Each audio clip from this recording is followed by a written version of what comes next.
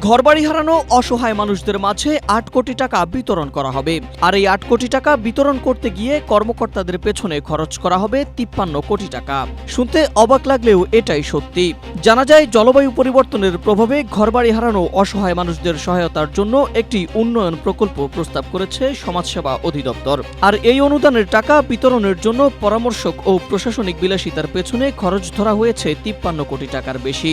মূলত খুলনা, সাতক্ষীরা, রাজশাহী ও সিরাজগঞ্জের মতো জেলাগুলোতে জলবায়ু পরিবর্তনের কারণে উদ্বাস্তু হওয়া মানুষদের অর্থনৈতিকভাবে স্বাবলম্বী করার জন্য ৩০০ জন ব্যক্তিকে ক্ষুদ্র ব্যবসায় সহায়তা এবং ১৫০০ জনের জীবিকা উন্নত করার সিদ্ধান্ত নেওয়া হয়েছে।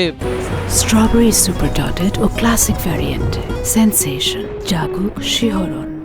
কিন্তু প্রস্তাবিত বাজেটের চিত্র বলছে, এই লক্ষ্য অর্জনের চেয়ে প্রকল্প সংশ্লিষ্টদের প্রশাসনিক খরচ মেটাতেই বরাদ্দের সিংহভাগ ব্যয় হয়ে যাবে। সংশ্লিষ্টরা বলছেন, এভাবে বাস্তুহারা ও দরিদ্র মানুষের সহায়তার নামে প্রস্তাবিত প্রকল্পের সিংহভাগ অর্থই সুকৌশলে আমলা ও পরামর্শকদের পকেটে ভরার ব্যবস্থা করা হয়েছে।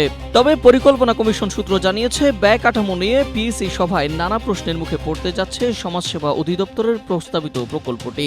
দৈনিক কালবেলার এক প্রতিবেদনে এসব তথ্য তুলে ধরা হয়েছে।